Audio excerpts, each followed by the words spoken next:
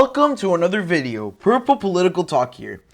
Today's Sunday, June 20th, 2021, and today we're going to be discussing the 2024 presidential elections and looking at a matchup that you guys requested via the poll, which is Florida Governor Ron DeSantis going up against incumbent U.S. President Joe Biden. So this matchup, I believe, is interesting in the sense that it's a matchup of the secondary main candidate for the Republicans right now, or the secondary frontrunner against Joe Biden, who at this point he's not 100% running, and he's the incumbent. So if he does choose to run, chances are he's going to be the nominee.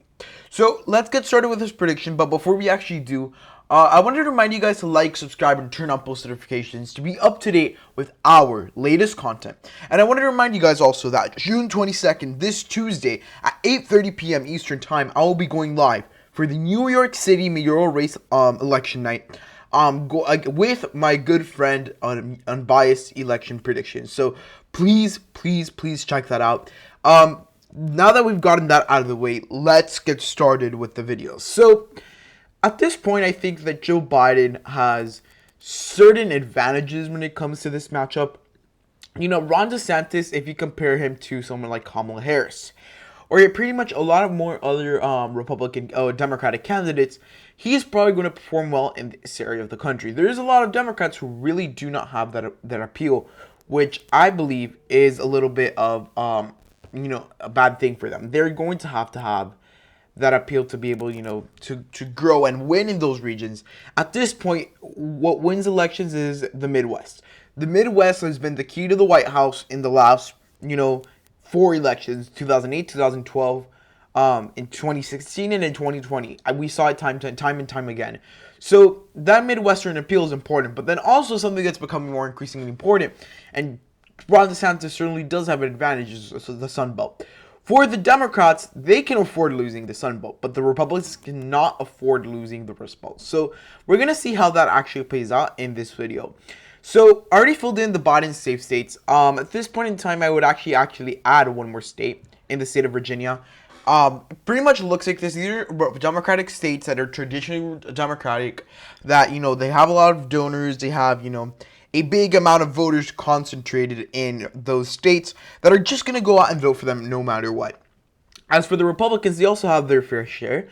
Ron DeSantis, wins in a lot of those traditionally conservative states, the Bible Belt of the country. He's going to win in places like Mississippi and Alabama, South Carolina by a safe margin, Kentucky, West Virginia, and Indiana. So this is where our map stands. 125 electoral votes for Ron DeSantis in the safe column, while Joe Biden has 201 electoral votes. Like always, the Republicans always have an uphill battle when it comes to winning toss-up states.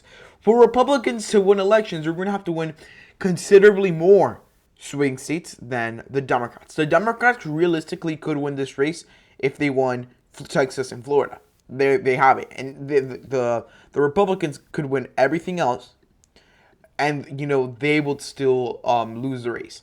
So I think that's something very important to note, that the Republicans really need to make inroads in a lot of these swing states, so they're able to go out and win those races, because it's going to be very tough. But let's check out what each of these candidates is able to do against each other. So let's start off with Joe Biden and his likely states. These are states that I believe Joe Biden would win in this matchup by less than 15%, but more than 5%. So taking a look at this, I think that Joe Biden would do pretty well in areas like Colorado. I think he'd do very well in Nevada. Although Nevada's a little bit of a interesting scenario, because you have a lot of Latinos, and I would argue that Ron DeSantis probably has more Latino appeal than Joe Biden to a certain group of Latinos. But I think in Nevada it's interesting. I think it'd actually get a little bit closer, but I think it's probably in the 5% mark. Colorado is definitely in the 10% mark. I think that Joe Biden would do a lot better than Ron DeSantis in New Hampshire. I think he would win by 5%. New Hampshire is a state that really votes like a suburban state, when realistically it is sort of, but it's mostly a a bunch of small towns. So I really think that Biden is probably going to do very well in that state. As far as everything else goes, I think it's getting a lot closer. As for the Republicans, I think they would be winning in places like Texas and Florida and Ohio and Iowa by these big margins, by, around 5 to 10%. So Texas is a state that I think is interesting. I think that DeSantis definitely would appeal to those voters down south, in the south of Texas, Latino voters, and, make a little bit more inroads with suburban voters than Trump did. This state is changing, though, and I think Ron DeSantis could win the state by 5%. His home state of Florida, I think he would carry by 5% at least, probably even more. Ron DeSantis is immensely popular in his state. From Miami to Tampa to Orlando to Tallahassee and Jacksonville, he's well liked in a lot of these regions. So I really think that Ron DeSantis actually would do very well in the state of Florida. As far as Iowa and Ohio go, I think at this point for the Republicans, it really goes without saying that the Republicans have really made a lot of inroads with voters in these states, to the point where most candidates are winning in these races by likely margins. I mean, I think the only exceptions would be if you have a very strong Democrat like Sherrod Brown running in that race. But overall, the Democrats have really lost that appeal they had to farmers and to rural voters that really is going to cost them this region of the country down in Iowa and Ohio.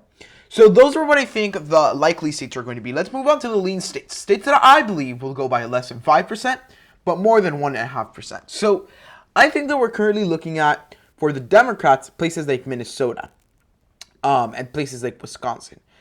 And we're also probably looking at Nebraska's 2nd district. Although, I'm actually going to hold off on this one. I'm going to explain these 2 districts at the end of the video. So, Minnesota and Michigan, I really think that are going to go to the Democrats. These are states that are, moving further left.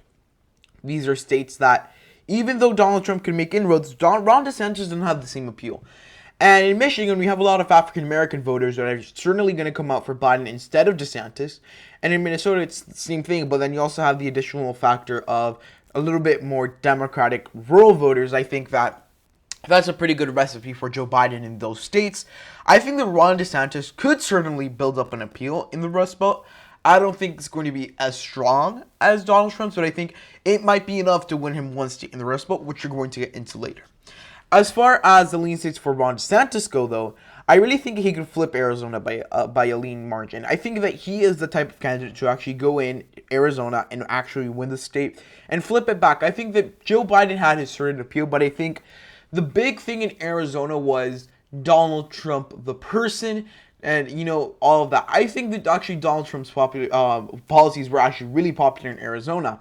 What happens is when you have Donald Trump as the face of those ideas, the movement as a whole, the Republican Party gets super, it goes down. And I think Joe Biden isn't the type of candidate to go out and win Arizona every single time.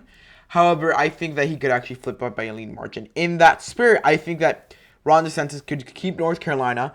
I think that, that southern appeal that DeSantis has, he has a very diverse appeal for the Sun Belt. He can appeal to southern voters in Georgia, Alabama, South Carolina, those parts of the country. He can appeal to suburban Sun Belt voters. I mean, if you take a look at Miami-Dade County, he really changed the appeal. Again, that's a more demographic-based thing, but he really does appeal. And in this state, even a lot of Democrats in the state of Florida, they really like Ron DeSantis in the suburbs, and he could really appeal to those rural voters. So North Carolina has a big part of that. And I think Joe Biden's probably going to make his inroads, probably going to have, similar margin than Trump had in this election. I think Georgia is going to be a lot closer, though, because there's an interesting factor there. But let's discuss that in the tilt margins, where I think it's going to be less than 1.5% for either candidate. So let's start off with Georgia. I think Ron DeSantis can narrowly flip the state of Georgia. He's from Florida. A lot of voters, might relate with him. And I really think that considering the state of Georgia has a big presence of African-American voters, and the Democrats really have built a base with those voters, it's going to be a lot closer. I think it's going to be the same, or if not even tighter than it was in 2020, as far as this race for that African-American vote, in favor of the Democrats, of course.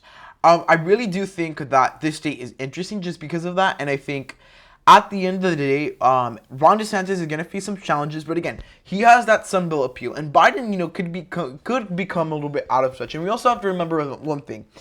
looking forward to 2024, the Democrats are bound to be unpopular. I don't think there's any way to hide that. Remember that in American politics, there is, the rotation, the political rotation, that every couple of years, if a party is in power completely, whether they have the House, the Senate, and especially when they have the trifecta, the voters really, shy away from that.